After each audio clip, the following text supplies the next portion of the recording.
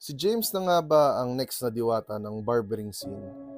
Samot-saring comments, reactions, posts na against dito sa singil ni James na 50k for a wedding package. Somewhat in a sense, same na same ang nangyayari tulad ng kay Diwata. Na pag ang food vlogger hindi nagkakaroon ng viewers, magpupunta lang kay Diwata para mag-vlog. Kasi ayun ang uso ngayon. So dun sila magpupunta para lang mapunta sila dun sa algorithm. Pero ang nangyayari kasi, nagpo-post sila, ibabash nila si James. Tapos ngayon, isisingit nila yung sarili nilang rate na mas mababa daw pero mas quality daw. Makikita mo nga naman talaga ang ugali ng Pilipino. Pag nakikitang umaangat, gagawa ng paraan para magaya or sisiraan. Yung mga haters si James, these are the same people na sumuporta nung nagkaroon ng mga consultation videos dito sa TikTok sa Philippines. Tapos nung malaman nila na hindi nila afford